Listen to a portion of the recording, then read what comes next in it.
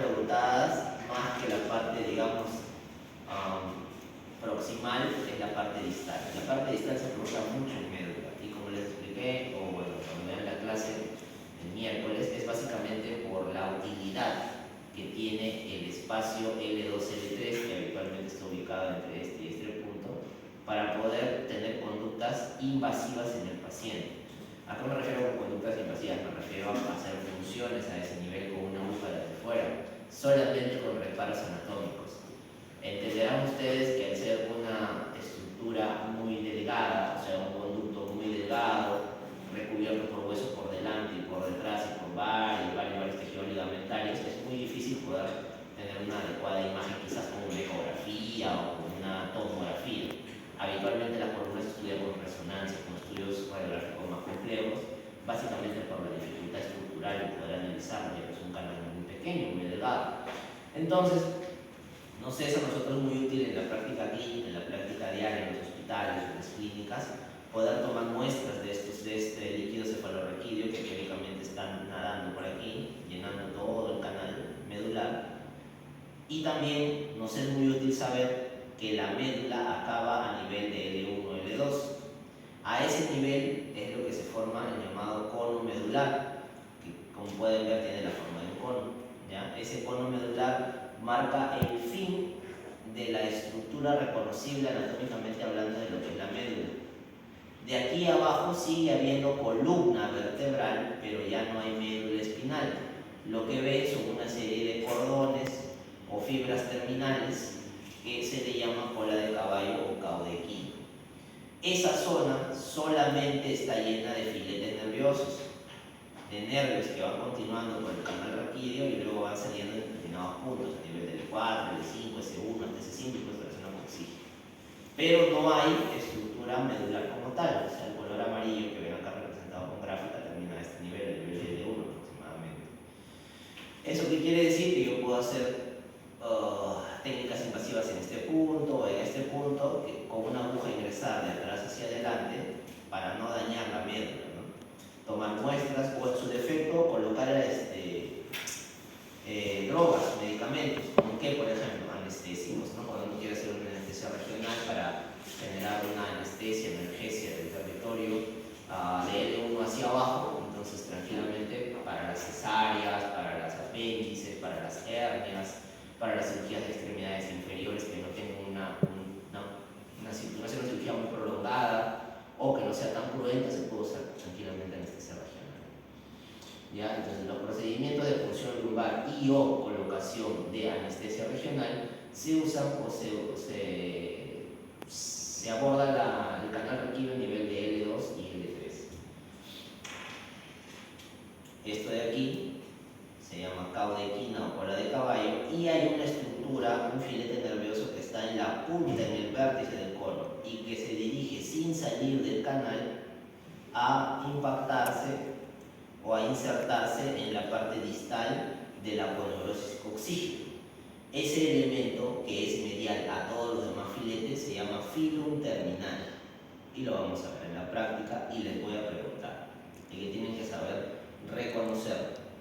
Si les pregunto la fibra que parte del vértice del cono y que ven que no sale por el canal raquídeo, ese es el filum terminal. El cono medular, médula espinal. ¿Ah? A mí que no les parezca raro que en el examen práctico se me ocurra traer la mitad o poner la mitad de una columna igualito y representarlo como una médula en vivo, ¿ya?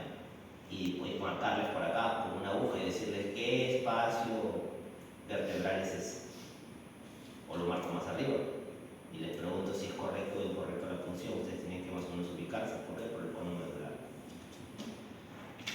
Listo, eso es más de lo mismo.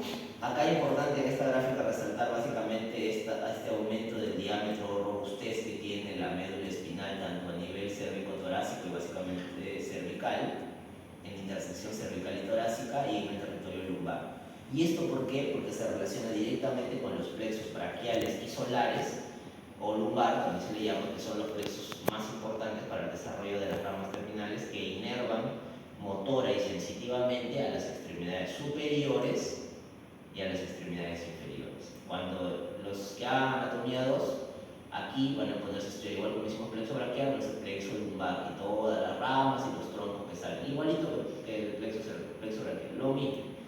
Ya ustedes plexo braquial, eso viene en 2 semanas en el examen, eso sí tienen que repasar. Ya por eso existe esa robustez a nivel de la médula. Luego, como pueden ver, después su economía de la médula en su diámetro es casi homogéneo y delgado. Paralelo a la médula espinal discurren 2 filetes o columnas nerviosas que son los nervios o las columnas simpáticas, ¿ya?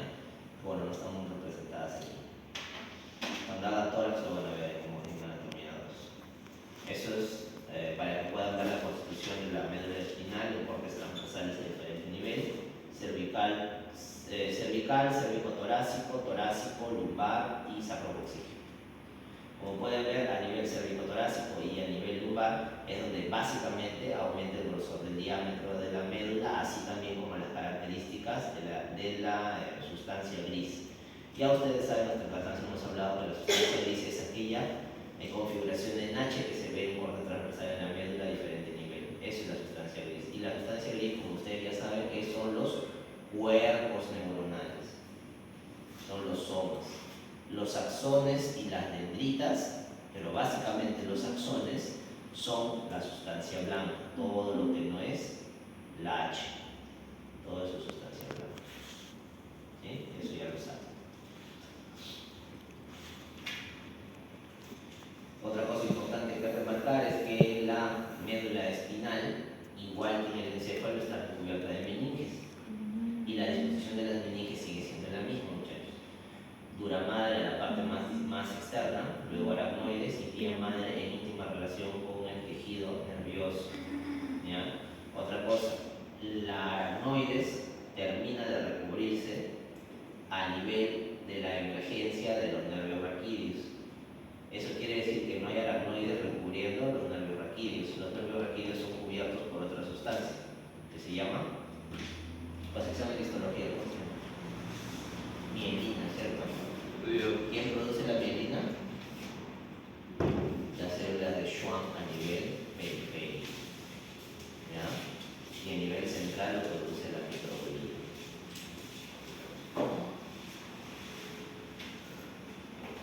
Este es un corte transversal de la médula esquemático, ¿ya?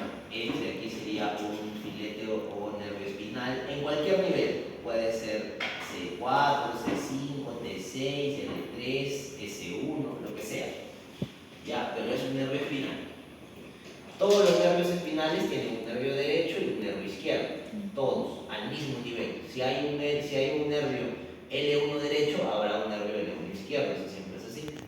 E ingresan por la cara lateral de la médula, en ambos casos. El nervio espinal es como si fuera una carretera, es como si fuera, por ejemplo, la Panamericana Norte. Ustedes saben que la Panamericana tiene una ruta hacia el norte y una ruta hacia el sur, ¿cierto? Hacia el sur, en este punto se va a Lima, y hacia el norte nos vamos directo a Puente Piedra y a Ancón. Entonces, hágase la cuenta que es lo mismo. Todo esto es la Panamericana y dentro de esta hay una vía que entra y una vía que sale. O sea, 2 axones, uno motor y uno sensitivo. Entonces, en el nervio espinal, si yo voy a ingresar una sensación, un determinado estímulo externo, por ejemplo, dolor, si me duele y lo determino que está a nivel de mi mano, el impulso nervioso es recogido por las terminaciones nerviosas libres, que vienen a ser las terminaciones nerviosas de la primera neurona sensitiva. Ese axón va y asciende por el nervio raquídeo e ingresa hasta el ganglio dorsal sensitivo, donde está el cuerpo de la segunda neurona. Acá termina, la primera neurona hizo axón, se dispara y entra aquí, por el asta posterior. Asta posterior que es sensitiva. Luego de esta asta posterior del cuerpo, los cuerpos neuronales, vamos a ver que como es dolor, quiere decir que corresponde al eje ascendente espinotalámico lateral, o sea, termoalgésico.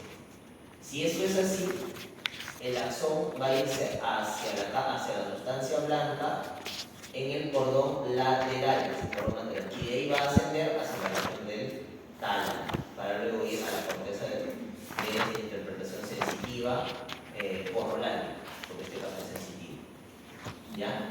Y si yo quiero mandar un estímulo mecánico, tengo que bajar desde mi corteza prerolándica o área de Goldman 4, bajo por la cápsula interna, y luego de la cápsula interna cruzo a nivel de la pirámide de la parte neural y luego desciendo hacia el asta anterior, donde está el cuerpo de la segunda neurona.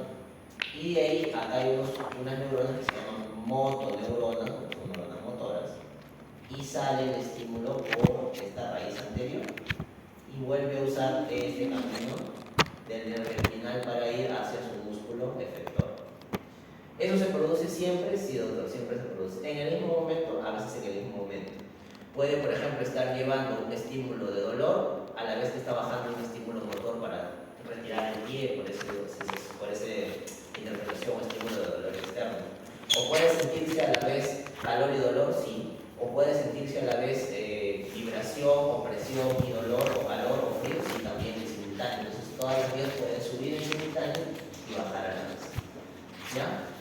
Este esquema sirve para que se recuerde lo siguiente. Todo esto es la médula, sustancia gris, lo que está en la H, sustancia blanca, todo lo que no es la H, astas posteriores, astas anteriores, y este sería el cordón lateral, cordón posterior y cordón anterior de sustancia blanca. Surco anterior de la médula espinal, aquí se le llama surco o comisura posterior de la médula espinal. Por este surco de la médula espinal, surco anterior, discurre la arteria espinal anterior, que es rama terminal de la arteria vertebral y de las arterias intercostales, que también lo vamos a ver. Todo el espacio que está aquí y aquí sería espacio relacionado con el subaracnoideo. Lo que está, la meninge que está más íntimamente relacionada sería la vía madre, aquí la aracnoides, y en rojo, si no me equivoco, la dura madre por fuera. Y como pueden ver, la dura madre termina recubriendo el ganglio dorsal y luego la parte del nervio espinal no está cubierta de dura madre, ojo. Eso es lo que les estaba explicando, aquí está cubierto de viril. ¿Ya? Entonces, la parte esto es también parte de la estructura de la médula. Aquí, como pueden ver, astas anteriores, astas posteriores. Estas serían ramificaciones anteriores, ramificaciones posteriores, y aquí está el nervio raquídeo, aquí está el ganglio sensitivo, que el ganglio sensitivo siempre es adosado a la raíz posterior, no se olviden, porque es ganglio sensitivo. Ojo, este es un ganglio nervioso, no es un ganglio linfático, no se confunde con los ganglios que a nivel cervical que hemos estudiado. Ingresan los estímulos sensitivos y salen los estímulos con impulso motor. Acá sería la arteria espinal anterior, que es una de las únicas arterias que vamos a poder visualizar y identificar en el teatro. No se pueden identificar las espinales posteriores, que son musculares.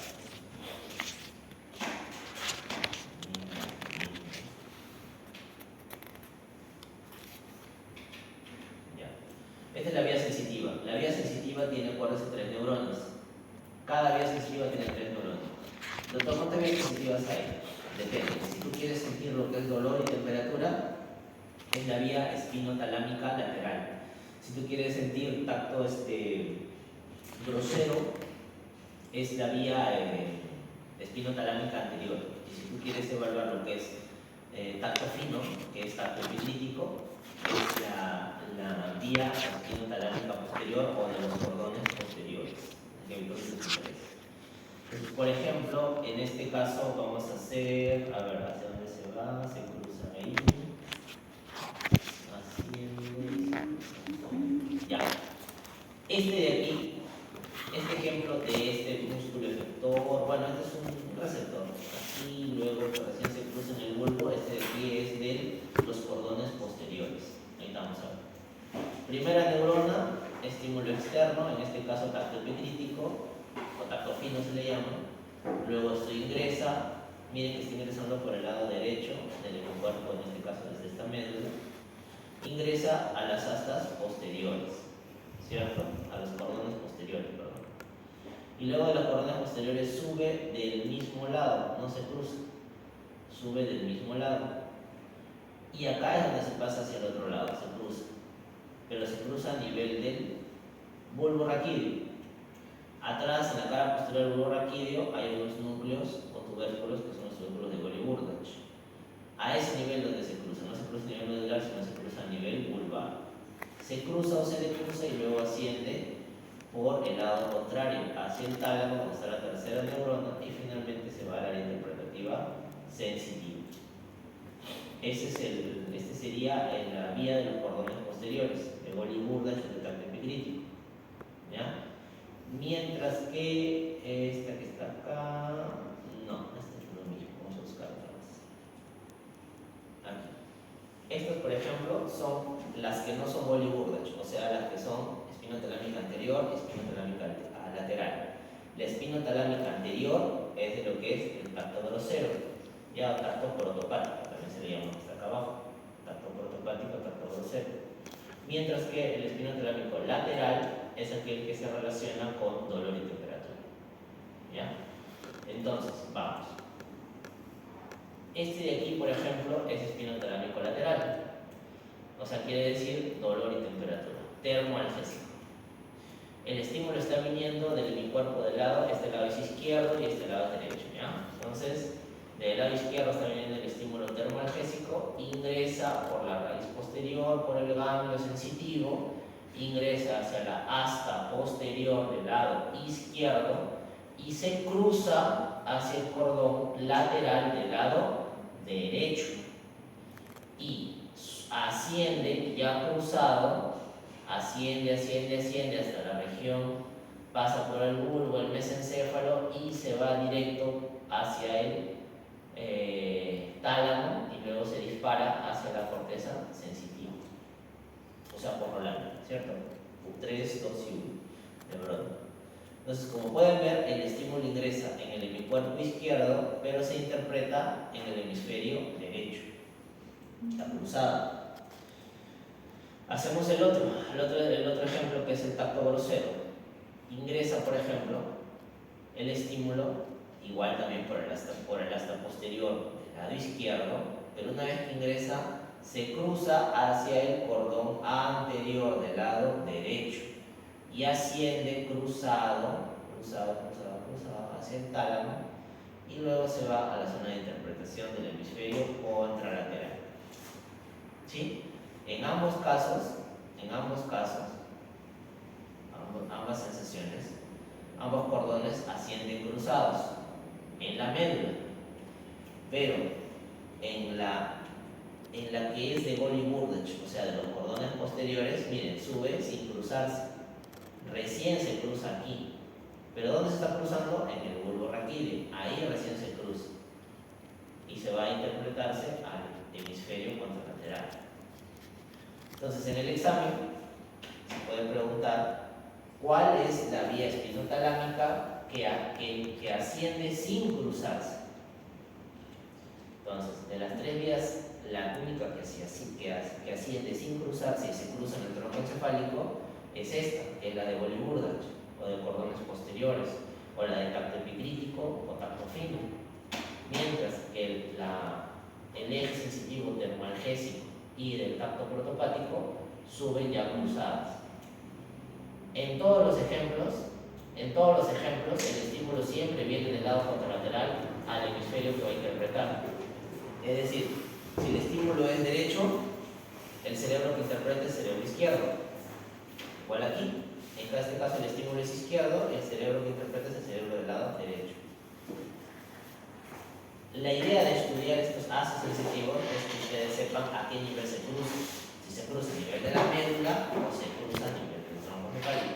Ya les explicaba a qué nivel se cruza cada uno. Y lo otro, qué estímulo lleva. Es olor, es temperatura, es tacto, y si es tacto, que es fino o grosero, eso tienen que saber diferenciar. Otra cosa más, en lo que es el tracto espinotalámico lateral, como les dije, ambos entran por los cordones. Ambos entran por los cordones posteriores, pero usan diferentes células de los cordones posteriores, o sea, de la sustancia gris. En lo que es el haz espinotalámico lateral o termoalgésico, usa habitualmente la sustancia gelatinosa de Rolando, que son neuronas que están ubicadas en un punto específico del asta posterior. Mientras que si yo quiero usar el haz espinotalámico anterior, que es el tacto protopático, tacto grosero, se usa las células de la capa esponjosa del asta posterior de la médula espinal.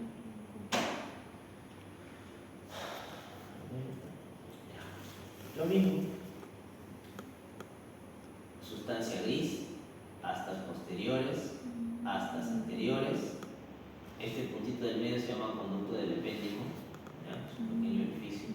En algunas muestras está ahí obturado. Todo lo que no es la H es la sustancia blanca. ¿Y eso cómo se estudia? Se estudia por cordones. Cordón lateral, cordón anterior y cordón posterior o cordones posteriores. Como todo en anatomía, la médula se estudia de la mitad, pues, ¿no? La mitad para un lado, la mitad para el otro. Acuérdense que ambos lados son equivalentes. ¿Ya? Cordones posteriores, cordones laterales, cordones anteriores. Cada uno de estos cordones sirve para el ascenso de una vía sensitiva. Si yo te hablo de los cordones posteriores, son de Golgi-Burdach. Si yo te pregunto sobre el cordón lateral, termoalgésico. Si yo te pregunto por el cordón anterior, tacto grosero. Si te pregunto por el cordón anterior, por los cordones posteriores, estos se cruzan en el bulbo. Lateral y anterior se cruzan en la médula. Termoalgésico lateral usa la sustancia gelatinosa Rolando, que habitualmente está aquí. Y tacto protopático, que usa la capa esponjosa, que está casi en el vértice del asta posterior. Todo esto de acá es sensitivo, mientras que lo que está acá adelante sería un motor. ¿Ya? Si se han dado cuenta, las vías motoras también usan sustancia blanca. ¿Pero dónde? La vía piramidal, que viene a ser de las astas anteriores, usa el cordón lateral para poder descender y ingresar y dirigirse hacia el músculo efector. Ya acuérdense, la vía piramidal está en los cordones laterales.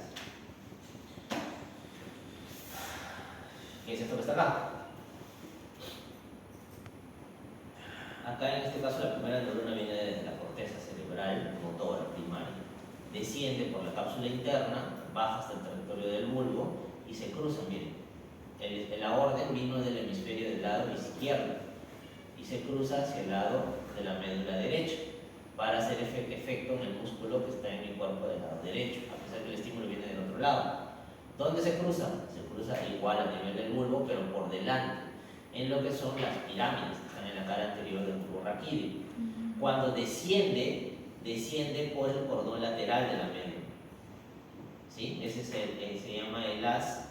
En este caso se llama córtico espinal, que es motor y es descendente. Córtico espinal cruzado se llama. ¿Por qué? Porque va de un lado izquierdo hacia el lado derecho. Va por el cordón lateral, se mete a la motoneurona en el asta anterior y de ahí por el raíz ventral sale por el nervio periférico a generar el efecto de contracción a nivel musculoesquelético estriado. Si hablamos de algún tipo de músculos, ustedes ya saben en peristología cuántos grupos de músculos hay, ¿no? Estriado esquelético, músculo liso y estriado cardíaco. Eso, ¿ya? Así que ya saben. Me demoro 20 minutos en explicarles eso, ya creo que está claro.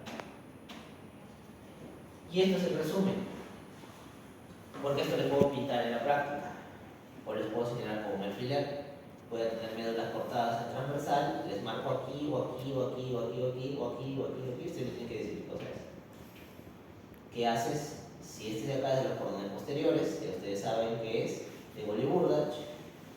Si está en el territorio anterior, de los cordones anteriores, será el espinotalámico ventral o anterior. Esto está relacionado con ¿qué? Con tacto grosero.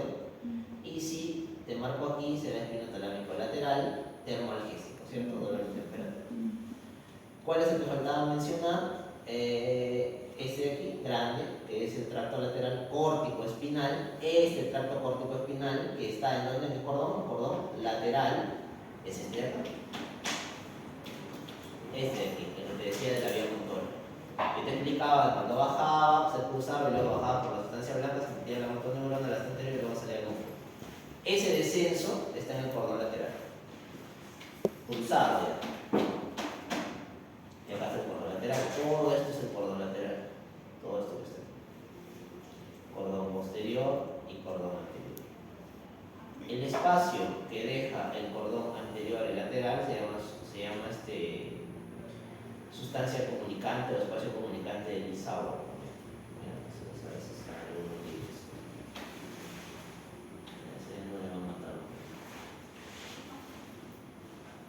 Y esas son las terminaciones nerviosas libres. Son unas cuantas nada más de todas las que hay, las más representativas. Yo creo que la más importante de todas, por términos de medicina, es esta acá. Porque básicamente nosotros dentro de las características o el concepto primario de lo que era ser médico era básicamente tratar de aliviar la dolencia del enfermo, ¿no? Esos eran los conceptos primarios para la parte griega. Entonces, porque ustedes saben que ahí entre los griegos y los egipcios nació el concepto de lo que es la medicina voluntaria y todas las actualizaciones que hemos tenido a lo largo de los años. Pero básicamente se crea en relación al dolor, ¿no? Curar al enfermo, hablando de curar era calmar el dolor. De cualquier modo, pero calmar. Ya después nosotros hemos aprendido cómo interpretar el dolor y qué cosas hacer. Entonces, pero el dolor viene a raíz de esto, de las terminaciones nerviosas libres. Ningún ser humano sentiría dolor si no tiene esas terminaciones nerviosas libres. Esas terminaciones nerviosas libres son los receptores del dolor, los únicos en el cuerpo que existen. Por eso también se le llama nociceptores. Estas terminaciones nerviosas libres están en la parte final del axón de la primera neurona sensitiva. Acuérdense que las neuronas sensitivas son 3 neuronas. Esos son los haces espinotalámicos, 3 neuronas.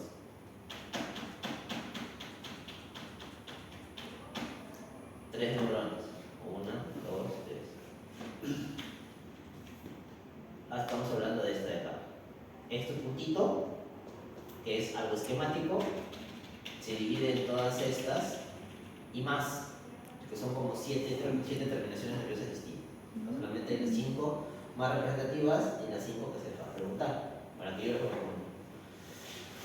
Entonces, esta es la terminación nerviosa libre que recoge todo el dolor, está en la parte final. Si toda esta pizarra que tenemos ante ustedes, la parte que está en la puerta es la parte externa. Esto que está aquí, donde termina, sería, digamos, el ganglio sensitivo. ¿Ya? Vamos de nuevo.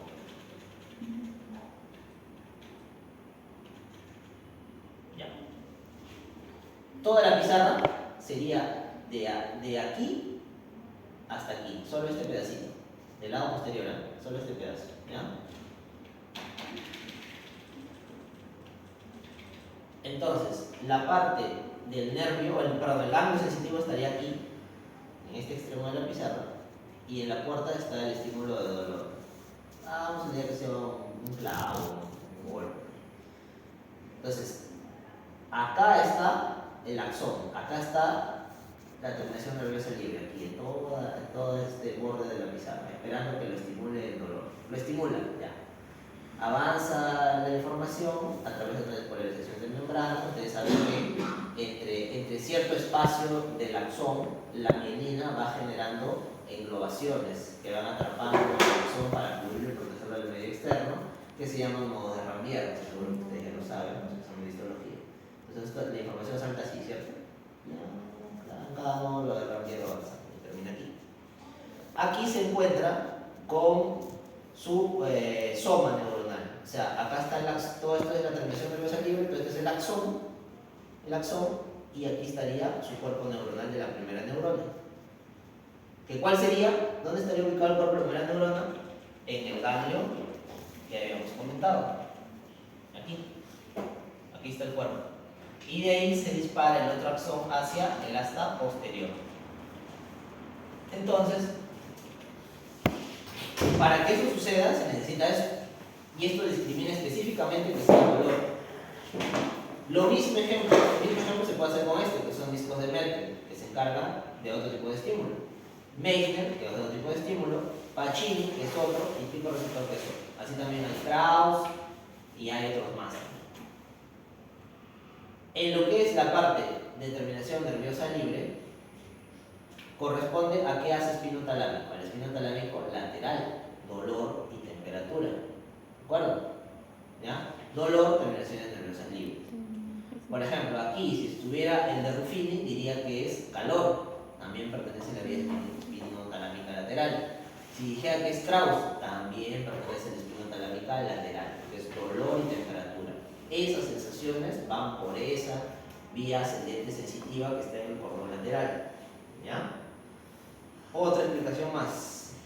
Otro ejemplo. Estas terminaciones nerviosas libres están ubicadas en la piel, básicamente en la epidermis. Entonces, cuando hay quemaduras de segundo o tercer grado, la capa de la epidermis se pierde completamente, o sea, el paciente se queda sin piel. Pregunta: los pacientes que tienen quemaduras de tercer grado, o sea que ustedes ya en histología, que seguro que están muy leídos en eso, ya saben que las capas de la piel son epidermis, dermis y hipodermis. Entonces, cuando es una quemadura de tercer grado, se pierde la epidermis, la dermis y la hipodermis, ¿no? O sea, se quedan solamente con aponeurosis y músculo. Si es de primer grado, solo la epidermis, se queda pelada la epidermis. Entonces, todo lo que está cubriendo la epidermis está expuesto, como las terminaciones nerviosas libres, expuestas al ambiente. Y si es una quemadura de segundo grado, algunas están y otras no. Entonces, analizando lo que les he dicho con relación a lo que acaban de ver de los receptores, ¿la cual duele más, la quemadura de primer grado o de tercer grado?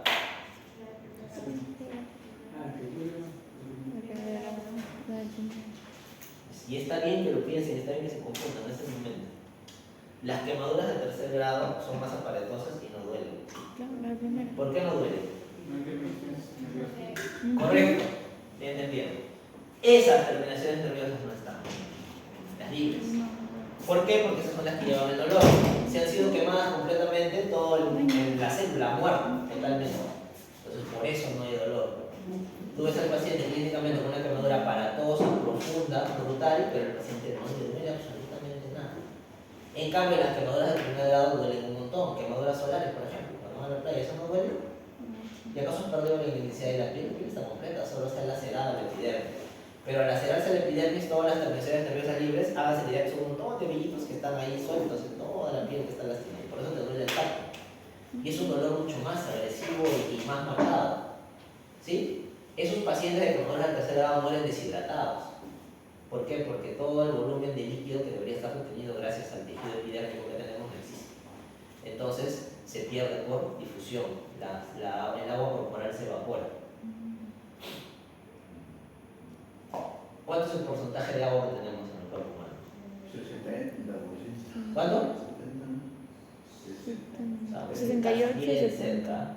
65. Es entre 65 y 70 más o menos. No sé cómo será acá para el examen, pero es 65 y 70. ¿Está bien? Entonces imagínense, ¿cuál es el órgano más grande del cuerpo? La piel. La piel. Porque nos cubre superficie corporal completa. Entonces, la cantidad de pérdida por evaporación de agua que vamos a tener con una quemadura de tercer grado, 2 o 3 horas, es abismal. Por eso esos pacientes mueren con shock hipovolémico. Pero no está sangrando, porque está que se depleta porque se está evaporando. Es igual una célula cuando has hecho un laboratorio de química o física, no se vayan a hacer, colocan una sustancia muy hipertónica y ¿qué hace la célula? Se chupa, ¿no? Como una pasta. El paciente igual, se reduce. Tú lo pesas cuando entra y lo pesas cuando ha fallecido y pesa distinto. Ha perdido el porcentaje de agua que tenía en el cuerpo. Con una pérdida de 15-20%, el paciente entra en un cuadro de deshidratación severa y hace alteración metabólica en el cerebro. Empieza a elevarse el sodio hasta puntos de valores mortales. Como el sodio, en un valor de 160 miliequivalentes por mililitro o milimol, usted ya sea químico, ustedes manejan seguro, ¿no? Entonces, miliequivalentes por milimol, ustedes ya saben lo que estoy hablando, ¿no? Ya. Y si no saben, tienen que repasar por contado oficio, así lo van a preguntar. Entonces, cuando excede de 160 miliequivalentes por milimol, el paciente entra en un estado de hipernatremia severa. Y la hipernatremia severa genera mielinolisis pontina. Entonces, eso que parece un trabalengua, ustedes ya lo van a entender, pero la mielinolisis sí me pueden entender. Mielina, ¿de dónde vendrá? Del sistema nervioso central. ¿Y pontina, de dónde vendrá? de puente, ¿no? Que está De hecho el puente de puente. Barber. ¿Qué pasa? Lisis, ¿qué está pasando? Mielinolisis continua, ¿qué se les ocurre? Ruptura. Destrucción del puente de Barber. Si se destruye el puente de Barber, ¿qué pasa? No hay comunicación. Perfecto, entonces, muerte completa del paciente, ¿cómo? Muerte cerebral. Y llega la más interpretación de la mano. ¿Ya? Por eso mueren los pacientes porque mueren en tercer grado. Mueren por mielinolisis continua secundaria de deshidratación severa, producto de la pérdida de agua. Debido a. Así, ya tienen una secuencia mira, de muerte aprendieron porque mueren los pacientes. Ya listo. Entonces el examen puede preguntar eso, ¿ya? Una o dos preguntitas de terminaciones nerviosas libres. Listo. Hasta aquí de la parte de médula espinal. Bueno, los que han venido tarde, obviamente si les pregunto tienen alguna duda, no se repita, pero de los que han estado desde el inicio, alguna duda o quieran que repiten para todo el pueblo que ha llegado tarde, que ha llegado pegadito y bien desayunado. ¿No todo está claro? O sigo avanzando y repasamos después todo. Ya, no hay pregunta. Doctor, perdón. Con relación a la anestesia que utilizan, y algunos he escuchado así popularmente que se le pasó a la anestesiólogo. Me imagino que ellos manejan una determinada cantidad horaria del cuerpo que... Sí, lo que sucede ahí básicamente son dos cosas. O llevaron mal anatomía 1, se olvidaron de pulsar, se tiraron la médula, previamente hablando. O llevaron mal su curso de anestesiología, que lo van a llevar en el 7º año creo, y calcularon mal la cantidad de equivalentes por kilo de peso, que a veces muchos se equivocan. Van a tomar más conciencia de eso se llama posología hipopedréutica, eso lo van a llevar lo van a tomar más conciencia cuando lleguen a hacer alguna vez pediatría, si llegan. Entonces, para la pediatría, como van a ser infantes, los pacientes que van a tratar van a tener mayor delicadeza en la terapéutica. Actualmente cuando arrancamos con adultos solemos ser un poco más agresivos, pero las dosis de anestésicos regionales o generales se dan de peso, dosis bien pequeñitas. Si tú das más de lo habitual, hiperpolarizas la neurona de modo tal de que es irreversible. O sea, al momento que estás colocando el anestésico en no va a sentir nada, pero luego nunca va a volver a despertar el paciente. O nunca va a volver a mover las piernas, lo dejas parapléjico, de por vida. Imagínate que entró para unas varices, para una cirugía pequeñita de hernia, el paciente vino caminando a la clínica y nunca más en su vida va a volver a caminar. Traes ese tipo. Eso es la medicina natural. Te vas a dar cuenta de los alcances y las limitaciones de todo lo que no es científico cuando avances. Cuando vayas avanzando, estamos en anatomía. Yo sé que quieres entrar a debate de eso, no te lo voy a permitir porque todavía no eres colegiado. Cuando seas colegiado te permito el debate, me buscas. ¿Ya? Mientras no te voy a permitir el debate. ¿Ya? Listo.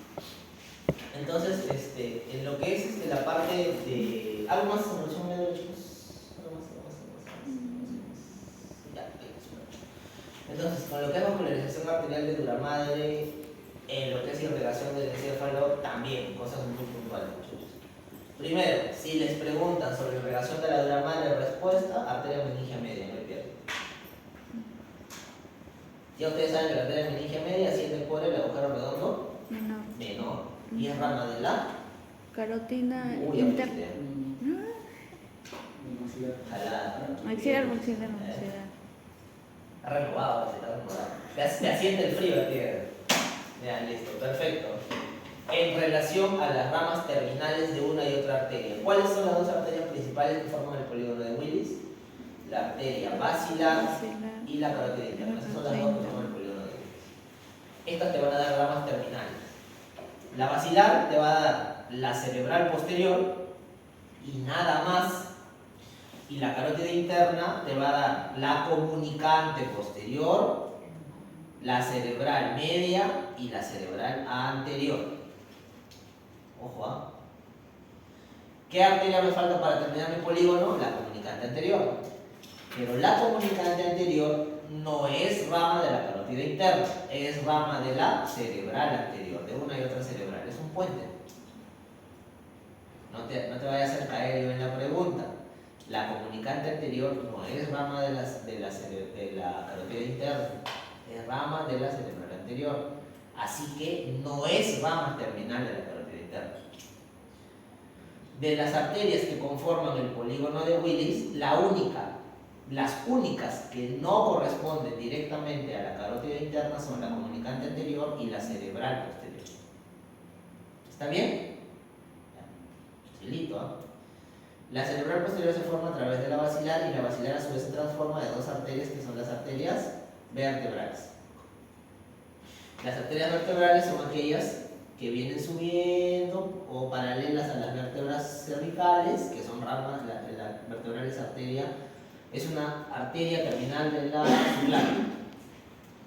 Las arterias vertebrales dan dos ramas, mediales y mediales y proximales, que van a formar la arteria espinal anterior.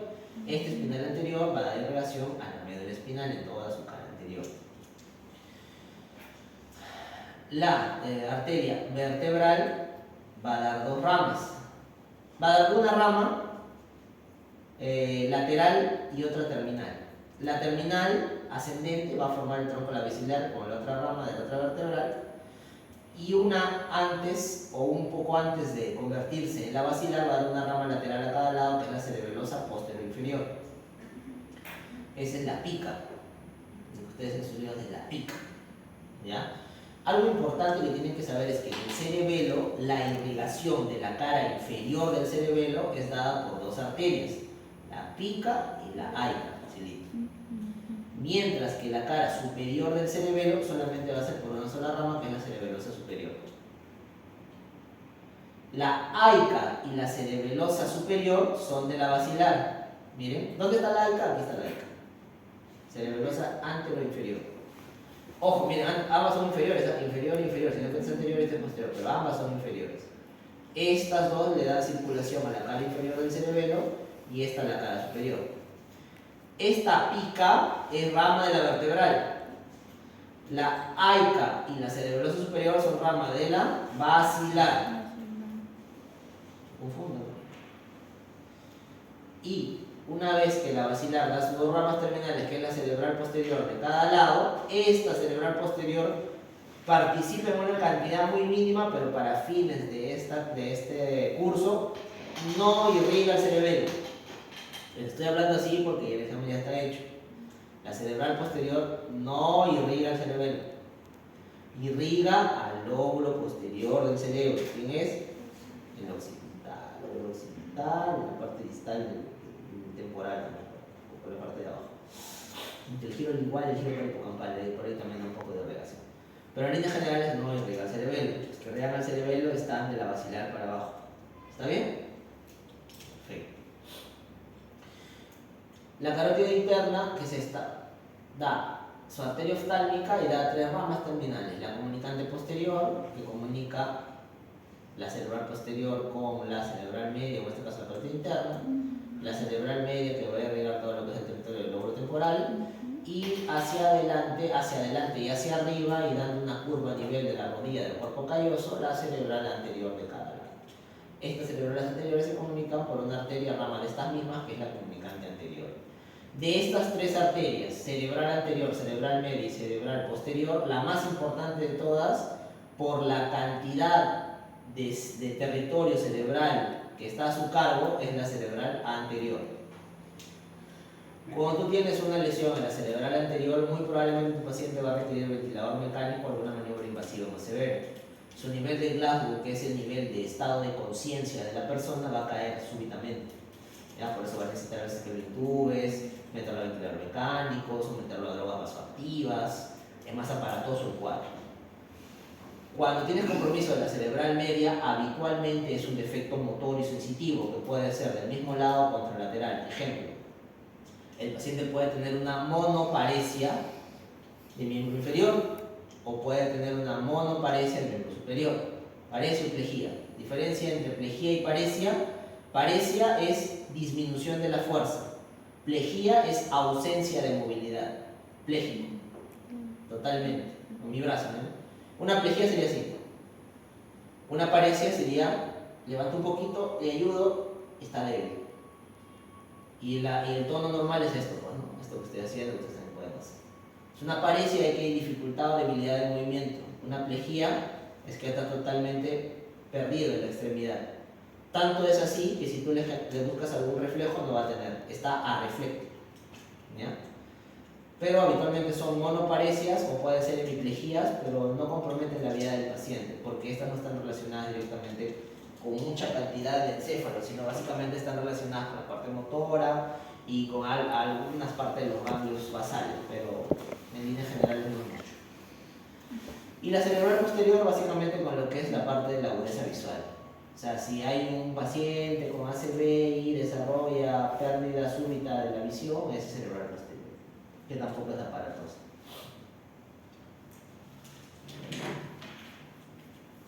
Eso es esto, chicos.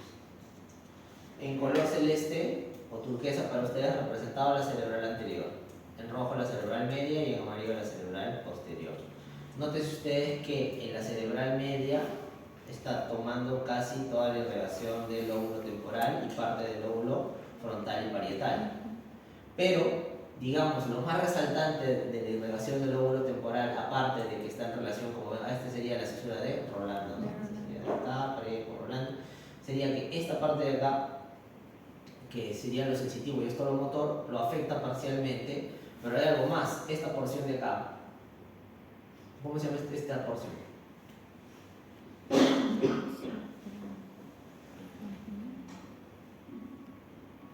Par supramarginal. No, par sí creo que. ¿Dijiste? Pars, Ya no, desistes. pars angular. Este es frontal, este es occipital, circunvolución superior, media e inferior, y la inferior se dividía en pars orbitaria, triangular y opercular. Percular. ¿Esta pars opercular está relacionada con qué área? Broca o Wernicke. Wernicke. Broca. Ah, no, Broca. Wernicke está acá, en la par supramarginal, ¿te Sí. acuerdas? Que asciende por la cisura de Silvio y luego hay una cisura vertical truncada que sería esta, y luego esta aquí sería la par supramarginal y la angular está acá. Ya, entonces, este lóbulo temporal toma posesión del área de Broca y del área de Wernicke. Entonces, ¿qué cerebro habitualmente es dominante? ¿Derecho o izquierdo? ¿O de qué depende eso? Claro, habitualmente por un estudio demográfico, por estadística, el lóbulo dominante es el lóbulo izquierdo, y esto está en relación también con la capacidad de dominio a nivel manual. Habitualmente yo soy diestro, todos los que son diestros, el cerebro dominante es simplemente el cerebro del lado izquierdo. Ya, eso es lo habitual. Hay algunas personas que son ambidiestras y tienen un dominio equilibrado de ambos hemisferios, y los que son zurdos habitualmente el cerebro dominante son el cerebro del lado derecho. El cerebro derecho es un cerebro emocional, es un cerebro más relacionado con la parte artística. Por eso, no digo que todos, pero aquellos que son zurdos tienen una capacidad más intuitiva para el desarrollo del arte. Son más, tu cerebro tiene mayor plasticidad y facilidad para lo que es, por ejemplo, el tema de lo que son armonía, el tema de lo que son composición de música, artes plásticas. Mientras que los que somos diestros, no digo todos, un porcentaje, están más relacionados con el lado izquierdo, que es el cerebro crítico, juicioso, de cálculo. ¿Ya? Entonces, no todos digo, pero la gran mayoría. Entonces, habitualmente el hemisferio izquierdo es el que es dominante en la gran mayoría de nosotros. Porque hay zurdos que tienen hemisferio izquierdo dominante. Igual también hay diestros que tenemos el lado derecho, son muy pocos. Habitualmente es contrario al desarrollo, la parte manual, cual tenemos más habilidad de derecho y izquierdo. Entonces, para poner el ejemplo conmigo, si yo soy diestro, quiere decir muy probablemente que mi hemisferio izquierdo sea el que domine. Entonces, si yo desarrollo un ACV del lado izquierdo que compromete el lóbulo temporal, es muy probable que sí tenga afasia de Broca y de Wernicke, o sea, que tenga alteraciones de esas zonas del lenguaje, tanto hablado como escrito. Pero ¿qué pasa si me lesiono el lóbulo temporal del lado derecho? Es muy probablemente no tenga eso. ¿Por qué? Y hay algo que no les he explicado, que ahora viene, y en fisio también lo van a repetir. El área de Broca y de Wernicke solamente está en el hemisferio dominante. En mi caso, mi área de Broca y de Wernicke debería estar en el hemisferio izquierdo. ¿Entiendes? Si el caso clínico viene paciente, adulto mayor, diestro, que desarrolla afasia de Broca o de Wernicke, que el lóbulo temporal está comprometido. Porque ya saben que es temporal, porque tiene afasia de Broca o Wernicke, te pongo derecho, izquierdo. Si dice que es diestro. Izquierdo. ¿Cierto? Y si es lo mismo, paciente, adulto mayor, diestro, que en la tomografía evidencia lesión de arteria cerebral media y que entiende, se comunica adecuadamente, entiende y se comunica adecuadamente. Ahí te estoy diciendo que está lesionado el lóbulo temporal, pero que no está desarrollando afasia de Wernicke y de Broca. Y si es diestro, ¿qué lado está comprometido? El derecho, del mismo lado. ¿Sí? No voy a preguntar tanto clínico. No voy a prestar tanto clínico. No, pero eso podría eventualmente venir, ¿no? Eso tienen que saber. Usted dijo si es diestro. Si es diestro. Claro, o sea, los que son diestros tienen dominancia izquierda.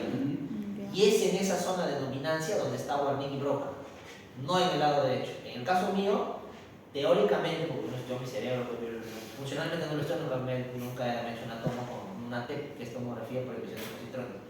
Nunca me he hecho eso, pero se supone que mi área de Broca y de Wernicke debe estar en mi lado izquierdo. Se supone, por estadística debe ser así, sería súper raro, pero bueno. Ya, entonces la izquierda. Si la lesión de la cerebral media es de este lado, no voy a poder hablar ni comunicarme con ustedes, no voy a poder entender lo que me dice, ni tampoco expresar lo que yo sé. Sin embargo, si yo siendo diestro tengo una afectación del mismo lado, voy a perder quizás las funciones de ese lóbulo temporal, menos la capacidad de comunicarme y de entendernos.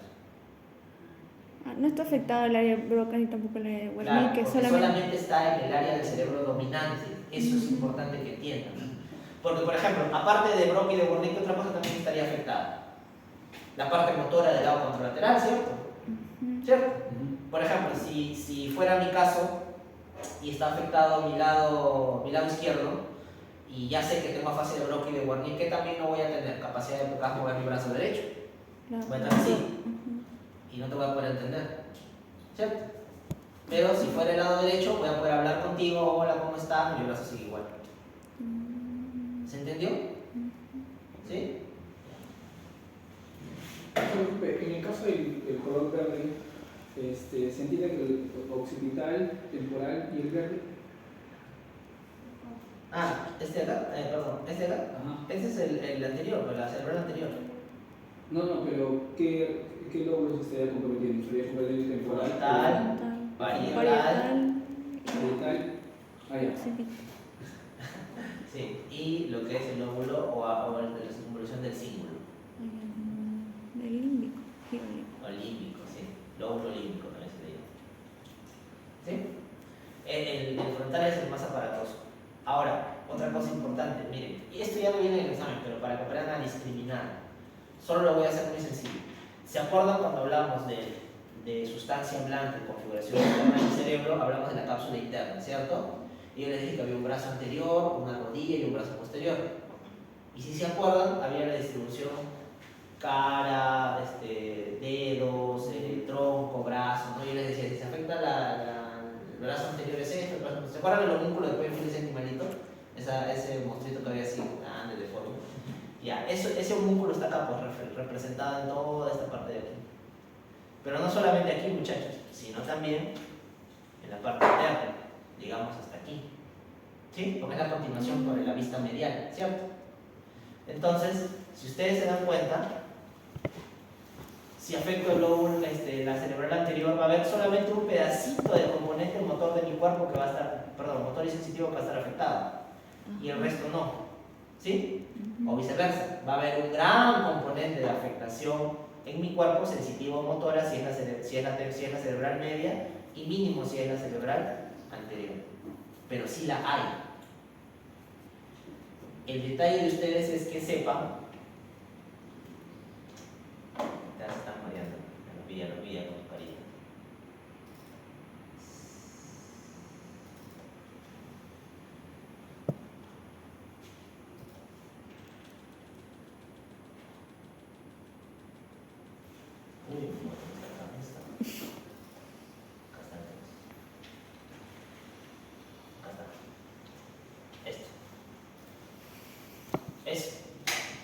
Yo creo que ahora sí se va a entender.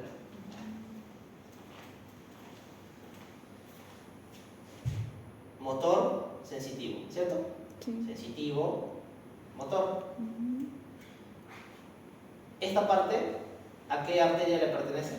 A la cerebral media, ¿cierto? Porque es el lado lateral temporal.